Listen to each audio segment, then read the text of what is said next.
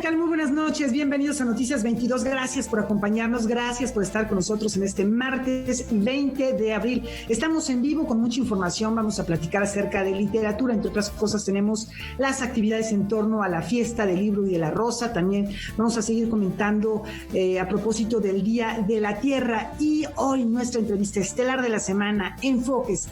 Ya van a ver qué gran figura y qué es lo que nos trae a ofrecernos para pasar buenos ratos de reflexión, de entretenimiento, de aprendizaje. Rafael García Villegas, qué gusto estar contigo. ¿Cómo estás, Rafa? ¿Qué nos tienes? ¿Con qué vamos a empezar? Muy contento de saludarte, mi querida Laura Barrera, amigos del auditorio. Hola también a Laura Regis en la traducción de lenguas de señas mexicana. Y vamos a arrancar con algo muy importante. Ahora en la pandemia nos hemos enfocado mucho al cuidado y a la prevención y a evitar en la medida de lo posible el contagio de la COVID, pero no debemos descuidar la salud. Hay otras enfermedades que antes del confinamiento ya eran un tema de mucho cuidado, y para esclarecer cualquier tipo de dudas sobre las enfermedades más comunes en nuestro país, Canal 22 ha reunido a diferentes especialistas de la salud y nos presenta la serie El Camino del Paciente. Bienvenidos a El Camino del Paciente. Canal 22 estrenará la serie El Camino del Paciente, dedicada a promover la salud de las personas a través de la prevención y la atención médica especializada y oportuna. ¿Por qué se enferman los seres humanos? ¿Cuáles son los factores de riesgo? ¿Y cuáles son los padecimientos de los mexicanos? Son parte de las preguntas que esta producción original busca responder de la mano de expertos y de la conducción de la periodista Nora Saldaña y de los médicos Jorge Oropesa y María Antonieta Ponce. Y si bien estos temas han sido desde hace varios años de interés para los mexicanos, para la población en general, la verdad es que no quisimos presentar un proyecto donde nada más habláramos de las enfermedades, sino escuchar de verdad cuál es el camino del paciente. ¿Y por qué en Canal 22? Porque Canal 22 es una televisora diferente, cultural. Entonces, algo del mensaje que nosotros queremos dejar es que esto sirva de prevención, que esto siempre sea el número uno y que la gente entienda que cuando uno se enferma, como inclusive fue en mi caso recientemente, todo tu entorno se transforma. Entonces, no nada más eres tú el afectado, sino que está afectado tu familia directamente, la gente que trabaja contigo, tus amigos, tus relaciones interpersonales. Entonces, esta es una especie de orientación precisamente para toda esta gente. Y de verdad creo que eso nos hace falta como pacientes, esta corresponsabilidad de nuestra salud, porque de nada sirve que esté el especialista del otro lado y que queramos hacer este cambio y esta reflexión si nosotros como pacientes no entendemos que también somos corresponsables del cuidado de nuestra salud.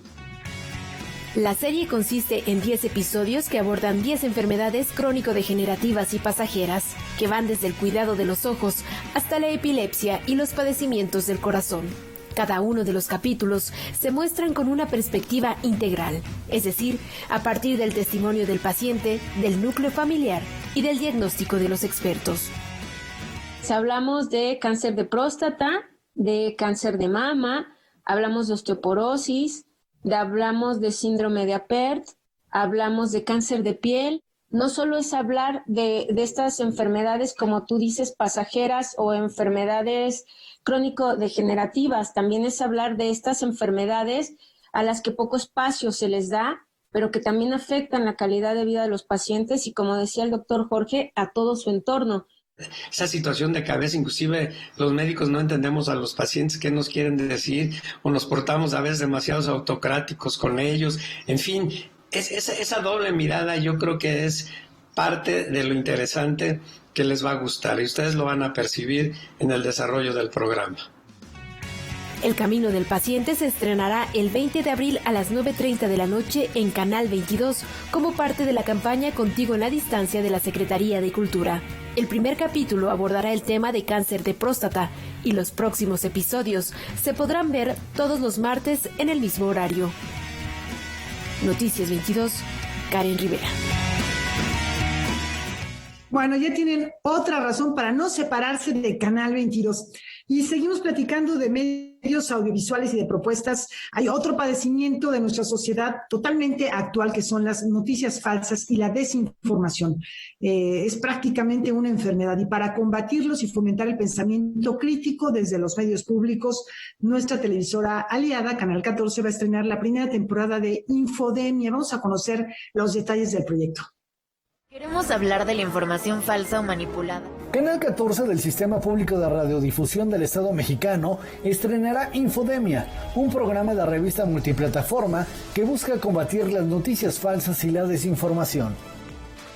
Son programas monográficos, estamos apostando a la inteligencia del oyente, a la construcción de un pensamiento crítico.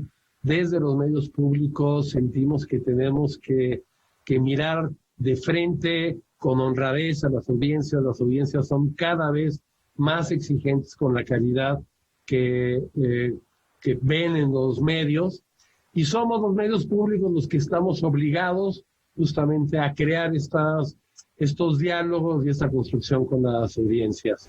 Se ha comprobado que la vacuna triple viral no tiene relación con el autismo. La primera temporada de Infodemia consta de 13 programas en las que se abordarán contenidos en los que se han detectado noticias falsas. En el primer programa, por ejemplo, que hemos titulado Vacunas contra la Infodemia, hacemos un recorrido sobre la infodemia en torno a las vacunas y el proceso de vacunación, pero no solo en México, sino en todo el mundo. Y mostramos cómo desde que se inventó la primera vacuna ha habido movimientos contrarios a las vacunas. Pero hablaremos también de infodemia y redes sociales, infodemia y periodismo y poder, y campañas de odio y teorías conspirativas. Nos daremos cuenta de que sí, vivimos en una cultura muy infodémica. Para la realización de esta serie, el SPR y Canal 14 cuentan con el apoyo del Centro de Información de las Naciones Unidas en México y la Agencia Nacional de Noticias de la República Argentina. Porque la infodemia no es un fenómeno nuevo. Es fundamental, creemos, construir una ciudadanía digital crítica,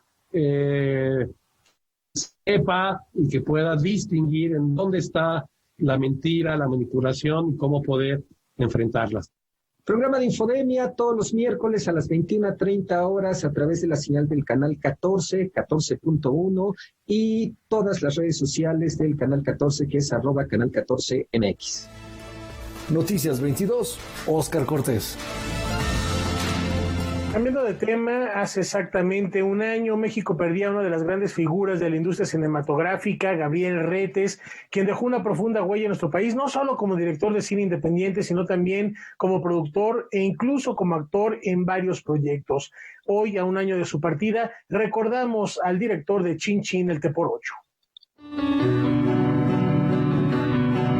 Hoy, hace justo un año, partió Gabriel Retes, un cineasta con espíritu libre. Desde el inicio de su carrera eligió el camino del cine independiente. Fue impulsor del formato de 8 milímetros en el país, dramaturgo, agregado cultural, actor y director de teatro. Gabriel Retes fue hijo del director de teatro Ignacio Retes y de la actriz Lucila Balceretti. Formó en 1978 la cooperativa cinematográfica Río Miscuac, al lado de cineastas como Juan Antonio de la Riva, Alejandro Pelayo y Sergio Oljovich. Sus películas más emblemáticas fueron filmadas bajo este concepto: Chin Chin el Teporocho del año 1975, adaptación de la novela homónima de Armando Ramírez, con la cual obtiene el primer Ariel, otorgado en la categoría de Mejor Ópera Prima. ¿Por qué no aliarnos con ellos en lugar de someterlos? Nuevo Mundo. La cinta fue prohibida por hablar de la invención de la Virgen de Guadalupe. Bienvenido Welcome, estrenada en 1994. Y por supuesto El Bulto, que cuenta la historia de un reportero atacado en el Halconazo y que queda en coma durante 20 años. Al despertar, se confronta a su familia y a la realidad mexicana encabezada por el presidente Carlos Salinas de Gortari. Su carrera como actor inició en la adolescencia. Gabriel Retes participó en más de 45 largometrajes y quiso hacerlo en muchos más, pero por alguna razón no se concretaron. Regreso, maestro. Su último largometraje fue Identidad Tomada, escrita, dirigida y protagonizada por él mismo. ¡Mejor director! Noticias 22, Julio López. Antes de la pausa, una recomendación en el contexto de los 500 años de la caída de Tenochtitlán. El Instituto de Investigaciones Estéticas de la UNAM ha preparado un programa de actividades para revisar la conquista en el arte mexicano. Más de 30 académicos participan, hay historiadores especialistas en este encuentro virtual. Quienes estén interesados, sigan la programación todos los jueves a las 5 de la tarde, del 22 de abril al 17 de junio, es decir, este jueves ya empieza esta serie de encuentros por medio del canal de YouTube del Instituto de Investigaciones Estéticas de la UNAM, que me parece ya lo tienen ahí en pantalla. Con esta invitación nos vamos a una muy breve pausa.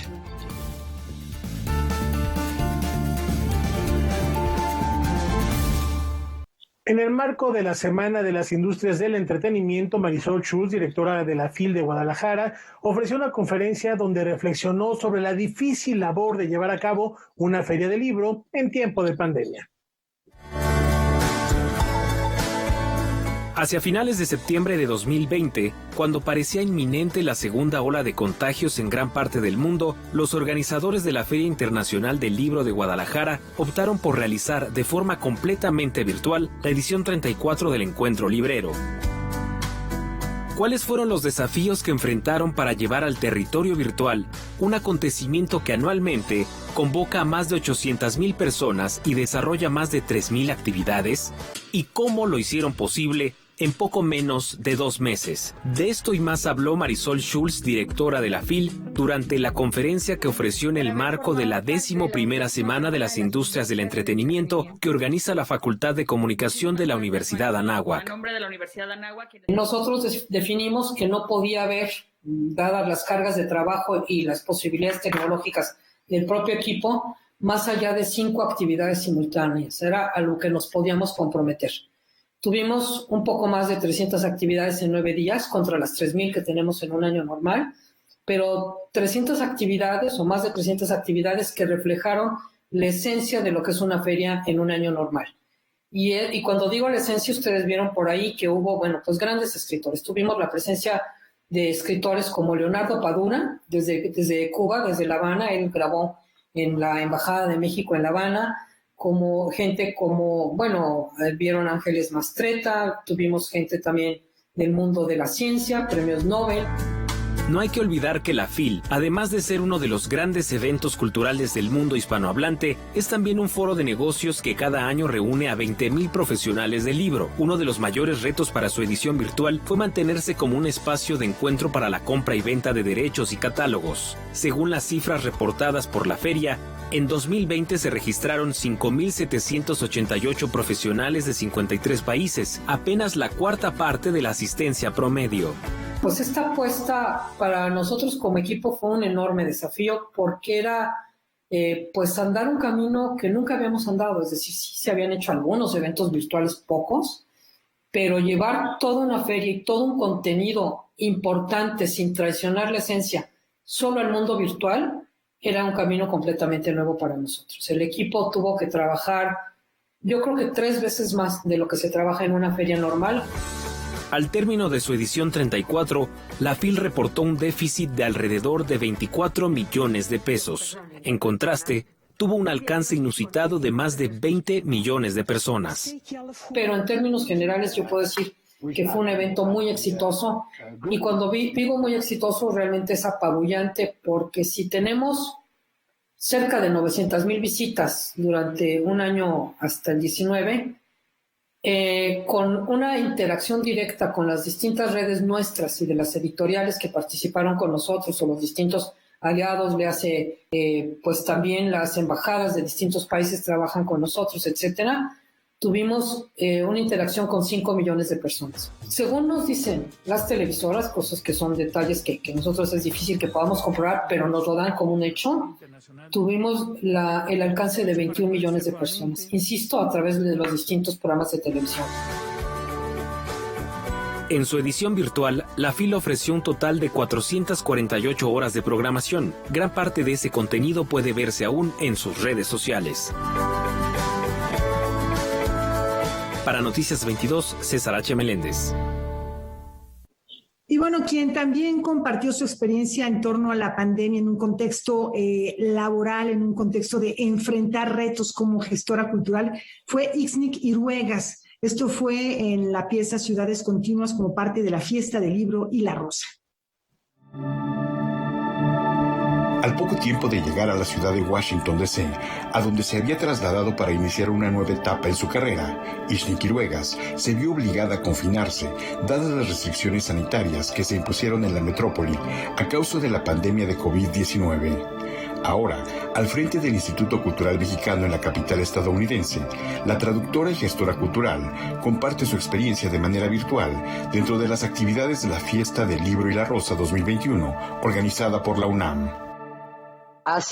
Sigue siendo una ciudad parcialmente abierta, pues una experiencia de desconcierto y de imaginación, ¿no? Porque, pues, sobre todo muy al principio, como todos sabemos, alrededor del mundo, pues la ciudad estaba completamente paralizada. Podía salir a caminar con muchas precauciones cuando todavía no sabíamos cómo se transmitía estrictamente el virus. Ixnic Iruegas menciona el duro embate que la población migrante, particularmente la mexicana, ha tenido que enfrentar durante la pandemia, indocumentada en muchos casos y con un restringido acceso a la salud. Sin embargo, los flujos migratorios, afirma, se mantendrán en su configuración. Las condiciones que dan origen a las necesidades de migración se mantienen. No han mejorado, no han disminuido, desde luego, no han desaparecido, y que las personas que consideran a la migración como una manera de escapar de esas situaciones lo seguirán haciendo en las condiciones tan adversas como lo han sido siempre, con los añadidos ahora de una pandemia. La directora del Instituto Cultural Mexicano en Washington también habla de un particular modelo de gestión cultural, consecuencia de la pandemia. En términos de la creación artística y de la divulgación de la cultura, pues estamos todos los que de alguna manera estamos involucrados en ello buscando los modelos en los que podamos seguir viviendo nuestro consumo cultural y artístico. Entonces, pues sí, inicialmente solamente por estas vías. Creo que con el transcurso del tiempo vamos a aterrizar finalmente en un modelo híbrido, una vez que todos nos hemos dado cuenta que es posible y que sigue habiendo forma de inventar estas interacciones, como es el caso de la conmemoración de la Fiesta del Libro y la Rosa. La intervención de Ixnic Iruegas dentro de la Fiesta del Libro y la Rosa lleva por título Las Ciudades Continuas y será transmitida el viernes 23 de abril a las 12:30 horas por TV UNAM y las redes sociales de Cultura UNAM, Libros UNAM, Dirección de Literatura, Casa Universitaria del Libro, Universo de Letras y Cátedra Carlos Fuentes de Literatura Hispanoamericana. Noticias 22, Víctor Gaspar. Bueno, ya lo acaba de mencionar Víctor, las redes por las cuales se va a transmitir. En principio, TV UNAM es una de ellas, para que ustedes lo puedan seguir durante todo el día. Es un solo día, el día 23, el viernes. Y el resumen completo, el resumen lo tendrán aquí en Noticias 22. ¿Es así, Rafa? En efecto, estaremos siguiendo muy de cerca esta celebración, que es literatura, pero también hay algunas sorpresas musicales, así que estén muy al pendiente. Y otra invitación que les queremos hacer es, al término de este espacio informativo, Gaby Tlaseca nos espera en Debate 22. Esta noche recibe al titular de la Unidad de Concesiones y Servicios del Instituto Federal de Telecomunicaciones, Rafael Eslava. Temazo el de esta noche, el Registro Nacional de Usuarios de Telefonía Móvil, una iniciativa de reforma que en los últimos días ha generado bastante polémica. Hay 2 años para implementarla, pero también por ahí ya se están alzando algunas voces para que no se lleve a cabo. Vamos a ver qué dice Rafael Eslava esta noche en Debate, acompañando a Gaby Tlaseca. Por lo pronto, una brevísima pausa.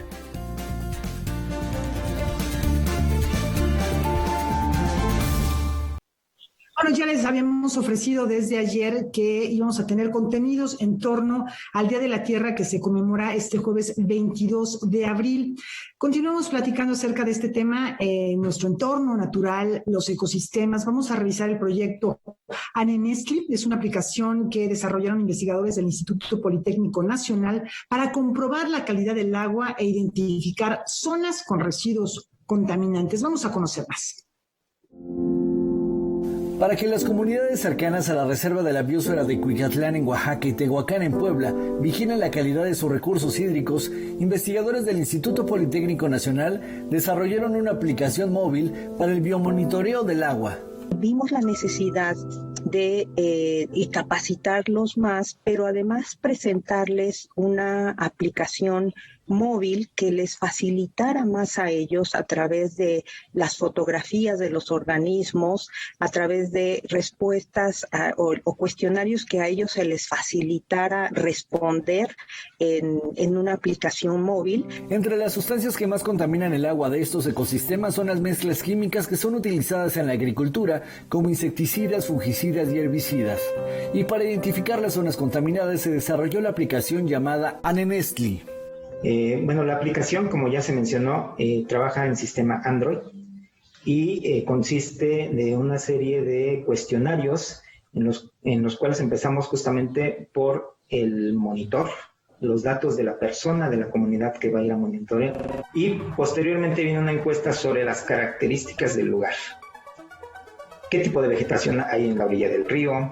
¿Qué tipo de corriente? Si es rápida, si es una corriente relativamente lenta, si cuenta con pozas, qué tipo de sustrato tiene, pues la vegetación ya lo había yo comentado, y eso nos permite tener también una valoración de la calidad del hábitat. Posteriormente, la aplicación evaluará la diversidad y cantidad de organismos y de forma inmediata emitirá una calificación que va de mala a excelente calidad del ecosistema. Y el uso de una herramienta como es la aplicación móvil, que es la que nos facilita la captura de la información y nos evitamos estar trabajando con papel o las bitácoras de campo que pues pudieran ser complicadas de rescatar en zonas tan remotas como son la reserva, ¿no? Hay regiones donde hay que viajar 3-4 horas en terracería. Con este proyecto se realiza el monitoreo de todas estas zonas de forma permanente. Se concentra toda la información en un servidor para su análisis y generar estrategias de conservación. Esta información es de utilidad para los gestores, precisamente para la dirección de la reserva, que a partir de toda esa información podrá enfocar sus estrategias en la conservación y el aprovechamiento racional de este recurso. Noticias 22, Óscar Cortés.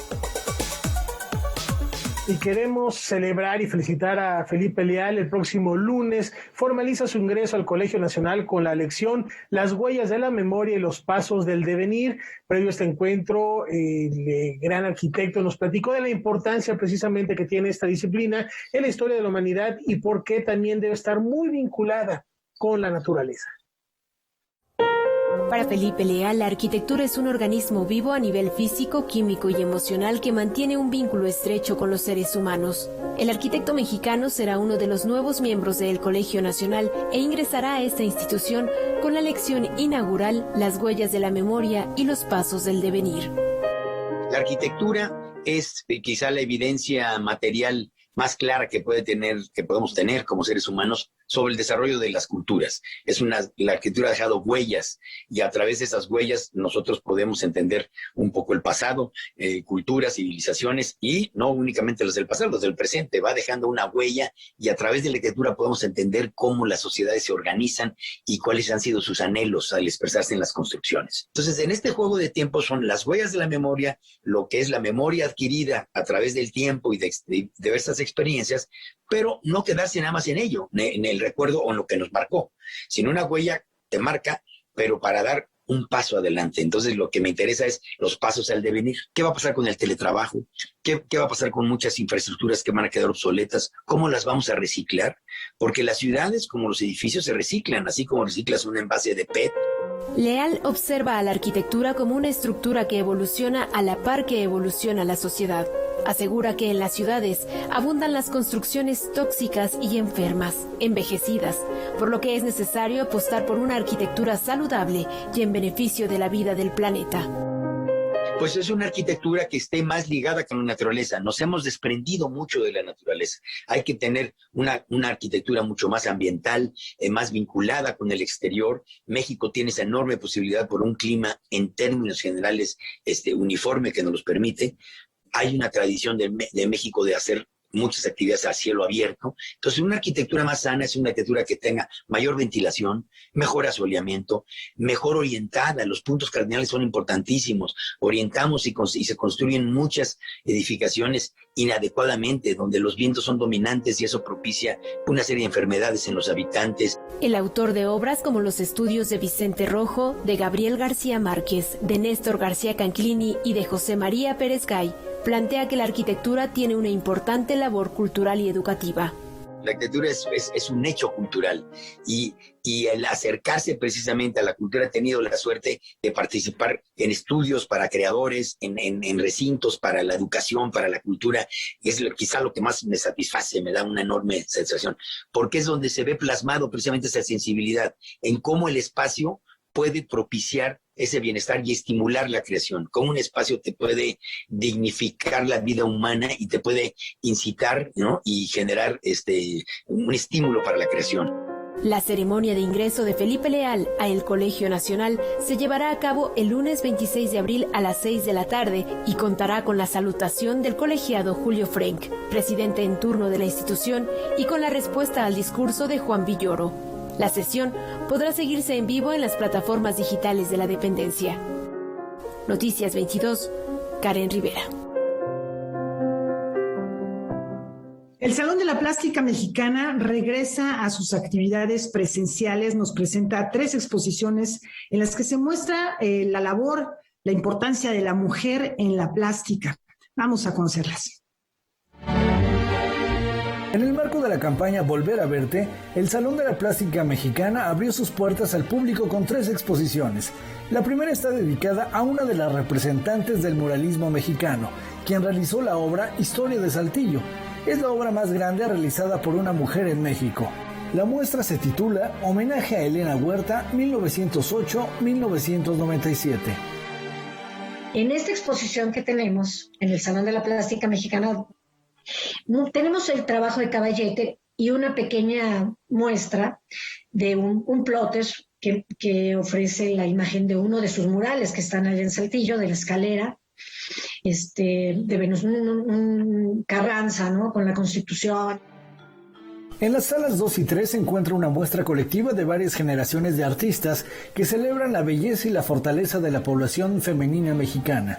La muestra, titulada Mujeres de los Pueblos Originarios, está conformada por obras de Raúl Anguiano, Celia Calderón, Francisco Zúñiga, Miriam de la Riva y Concepción Baeza. Y tenemos otra muestra muy linda que de una artista, Blanca Charoleta, una fotógrafa.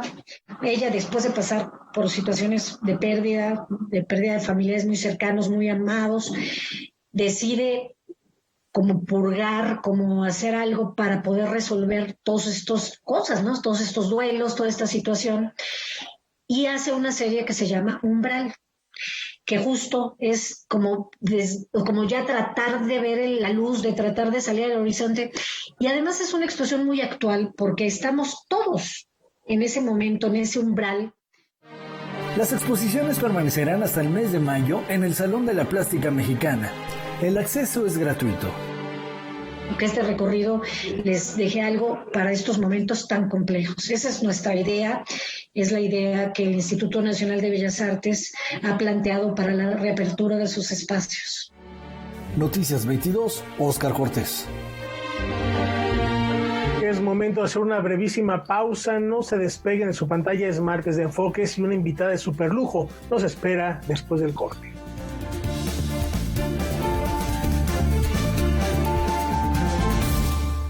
Por supuesto que su poesía nos ha inspirado y ahora una inspiración renovada para desafiar nuestros miedos en su narrativa. ¿De quién se trata? Descubrámoslo en Enfoques cuando se rompa el cascarón.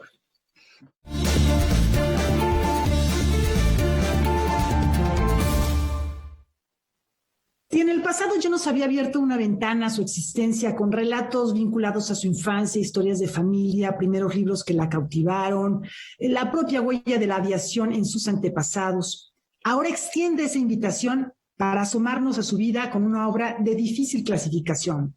Memoria, ensayo, pasajes epistolares, ya lo decía Rafael, narrativa, en la que indefectiblemente se cuelan la poesía y las referencias a sus autores fundamentales. Lo mismo Sócrates que Montaigne, Thomas Mann que Borges, James Joyce o Carlos Monsiváis. Vamos a asomarnos a Cascarón Roto, la nueva publicación de Teddy López Mills. Teddy, de verdad, gracias por concedernos unos minutos para platicar de la gestación de esta criatura que sale del cascarón de la mano de Almadía y de Cultura UNAM en una hermosa edición de pasta dura. Tenemos un ratito para ir a esta pieza, así que si quieres entramos en materia. De verdad, qué gusto estar contigo. No, al contrario, muchas gracias por la invitación y muy buenas noches. Teddy, se incluyen 4 textos que inician con el titulado Aviones. Hay una historia familiar importante que es la de la pérdida de tu tío Ted, quien murió en un avión Spitfire. Tú tienes miedo a volar, es algo que yo creo que mucha gente se identificará, lo reconozca o no lo reconozca. Y cómo no tenerlo, Teddy, sí, antes de abordar un avión hay una serie de anuncios que pues nos invitan a aterrorizarnos cuando se aborda un avión. ¿No es así? Sí, completamente. Eso incluso lo digo en este ensayo de aviones, que todos los mensajes que recibimos cuando ya estamos sentados, cuando ya nos abrochamos los cinturones, son mensajes de algún modo subliminales de muerte. O sea, nos están diciendo qué va a pasar si pasa algo horrible, qué es lo que tenemos que hacer.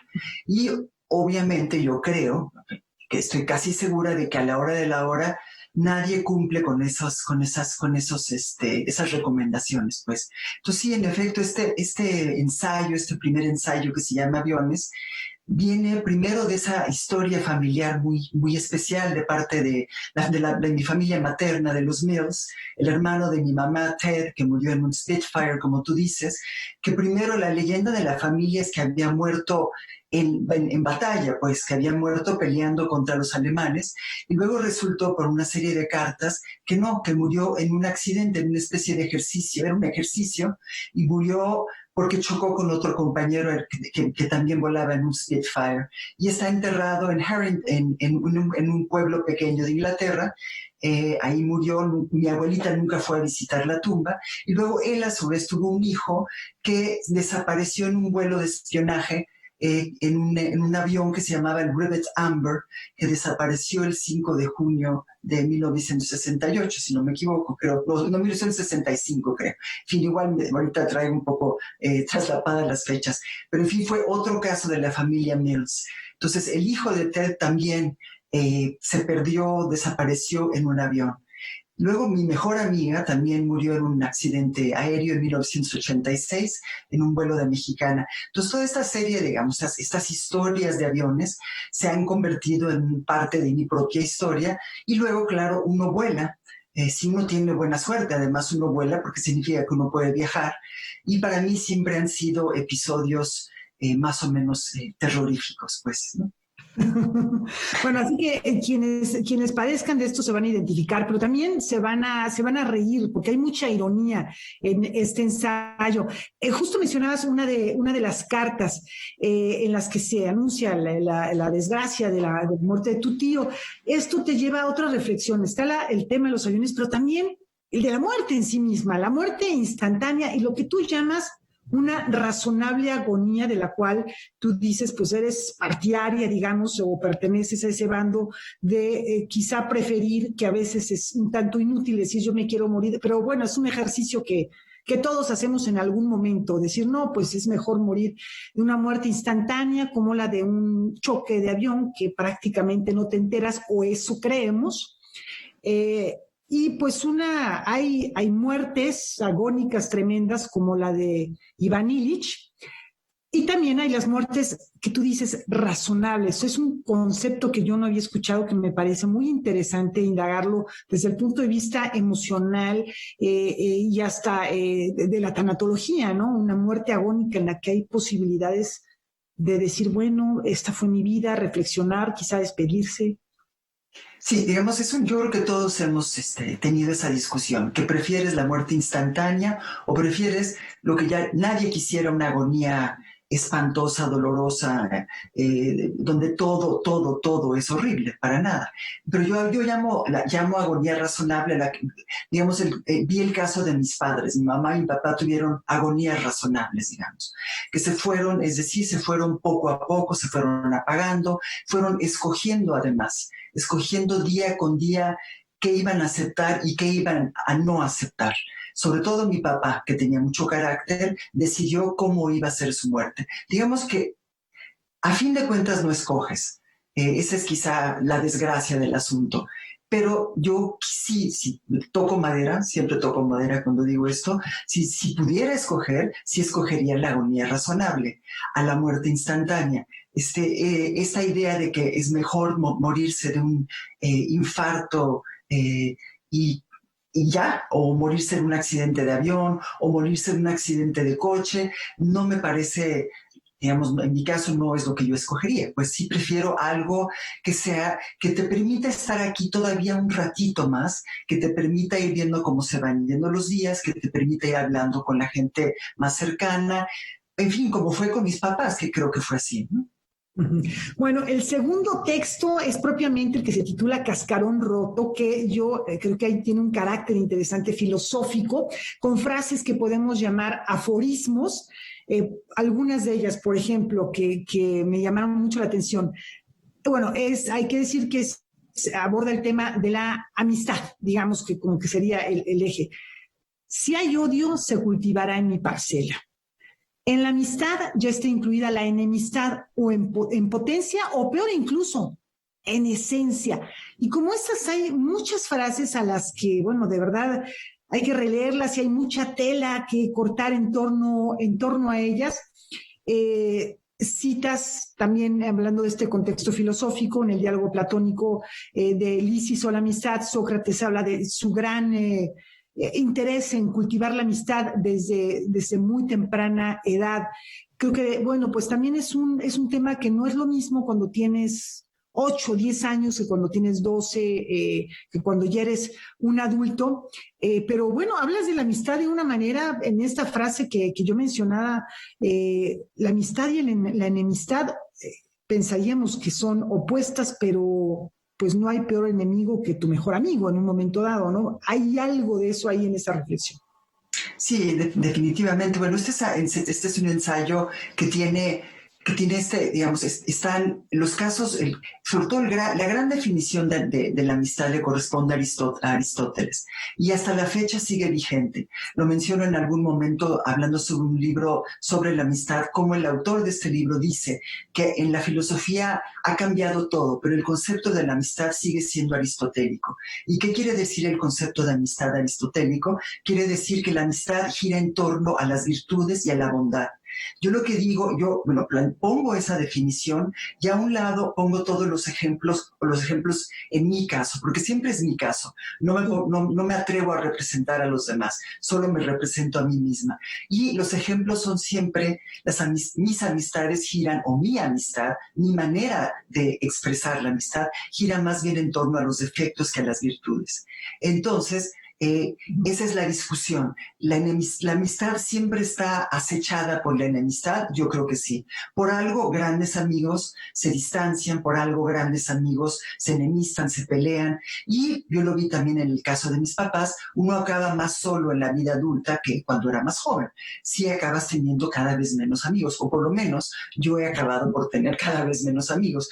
Se debe al carácter, se debe a, no sé, a muchísimas cosas, pues, ¿no? Entonces, sí.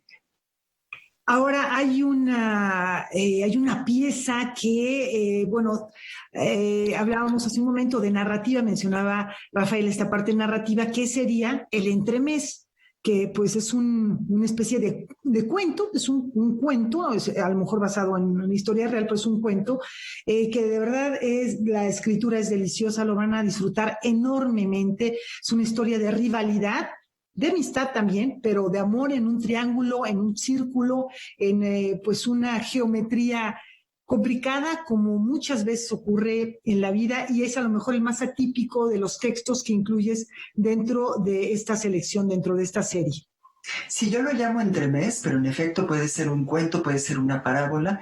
Sí es la historia de un triángulo que se quiere convertir en un círculo, porque empiezan siendo 4 amigos, 3 hombres y una mujer, y acaban siendo 2 amigos, 2 grandes amigos, y la mujer que viene a interrumpir o a modificar esa gran amistad, legendaria amistad, que está compuesta por cantidad de episodios que son ya son fabulosos, pues, para cuando llega esta mujer, ¿no? Entonces, ese es el desarrollo de este triángulo tortuoso, este triángulo cuyas esquinas son cada vez más difíciles de controlar en un departamento en París. Y las conversaciones cada vez más, digamos, arquetípicas, tensas, porque además las cuerdas, digamos, se va tensando ese triángulo, hasta que finalmente, lo que digo es eso, que finalmente me estoy refiriendo en este caso a las amistades históricas. Las amistades históricas no mueren porque siempre están contando su propia historia, ¿no? Por eso no mueren.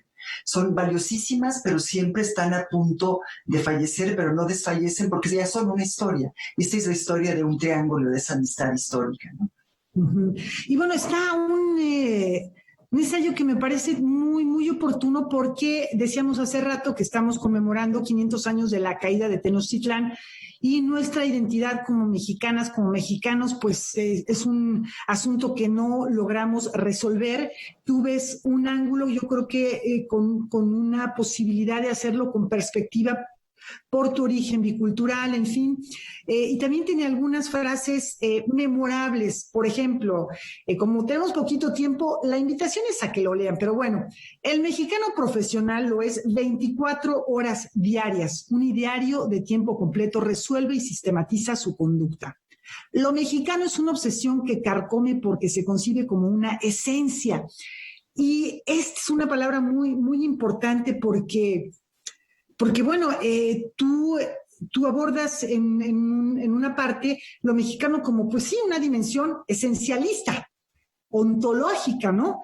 Y creo que si pudiéramos verlo quienes estamos inmersos en esta dinámica, a lo mejor podríamos quizá cambiar la óptica y romper con esta dinámica que no nos permite ver otras cosas. Pero antes que nada tengo que aclarar que la primera frase que citaste no es mía, por desgracia, es de Carlos Monsiváis. Al principio, digamos, este ensayo empieza con Carlos Monsiváis, porque Carlos Monsiváis es como el de las grandes definiciones de lo mexicano, el que se puede atrever incluso a burlarse de manera absolutamente cruel de lo mexicano. No todos tenemos ese permiso. Carlos Monsiváis fue como el gran practicante de las definiciones de lo mexicano, definiciones crueles de lo mexicano. Entonces, bueno, así empieza el ensayo, con eso del alma mexicana y mi propia falta de alma mexicana, precisamente porque carezco de raíces. No tengo raíces acá y no tengo raíces allá. Entonces, este es un viaje en el tiempo, y viajo al año de 1979 a la Facultad de Filosofía y Letras, que es cuando ese año yo entro a la Facultad de Filosofía para estudiar filosofía. Entonces, en ese momento es donde una vez más me encuentro en un aeropuerto, porque estoy en el aeropuerto de la facultad. Entonces, de algún modo se liga con los aviones del inicio, y ahí ocurre todo. Ocurre la identificación de un alma mexicana, la identificación de una tradición mexicana, las polémicas, la educación poética, la educación política, todo lo que le ocurre a ese personaje que soy yo en 1979 en los pasillos de la facultad y en el aeropuerto de la Facultad de Filosofía y Letras. Y es un ensayo que también se liga con el ensayo de la amistad, porque están los compañeros que van a ser mis amigos una vez que yo logre determinar, digamos, configurar esa famosa alma mexicana con la que siempre estoy fallando. Y bueno, en ese ensayo se construye además con las antologías clásicas de la poesía mexicana y con las discusiones clásicas de la poesía mexicana, de la literatura mexicana y de la identidad mexicana. Esa alma sobrepuesta que nos toca por inercia teológica. Sí, Con una mirada muy, muy filosa y con una pluma muy, muy aguda. De verdad, una gran recomendación. Léanlo, lo van a disfrutar enormemente. Regálenlo. Y bueno, pues nos vamos a despedir de esta breve entrevista con Teddy López Mills, con Cascarón Roto, haciéndote, como siempre hacemos al final de esta entrevista los martes, 3 preguntas inspiradas en el cuestionario Proust, que si me haces el favor de responderme, me dará muchísimo gusto, Teddy. La primera sería, dime por favor un defecto que no soportes en los demás. Ay, Dios mío, la condescendencia. Ok. ¿Con qué figura literaria histórica, es decir, de la historia del pasado, te hubiera gustado tener una amistad? Pues con Proust. Con Proust, muy bien. Y finalmente, bueno, hay una que mencionas en el libro que esbozaste hace ratito, pero una superstición que tengas. Una superstición que tenga. Bueno, sí, es que tengo todas, entonces tendría que hacerte una lista de las supersticiones. Una superstición que tenga, la espera. Me da miedo esperar, pues. Entonces supongo que mi superstición es la espera, pues. Muy bien, pues muchísimas gracias, Teddy López Mills, por esta entrevista. ¿Qué te parece, Rafa? ¿Cómo ves? Al contrario, muchísimas gracias a ti, Laura, de veras. Me parece fascinante y no es condescendencia, para nada. Gracias por provocarnos, porque es un libro que provoca y nos invita a reflexionar sobre muchos temas que están latentes y muchas veces los pasamos por alto. Muchísimas gracias, Teddy, por habernos acompañado esta noche. Al contrario. Y te invito, Laura, a que nos despedamos con música, hoy recordando a 14 años de su partida, el gran compositor jazzista estadounidense Andrew Hill, que desde muy temprano empezó a tocar el piano, y este es el recuerdo que tenemos de él.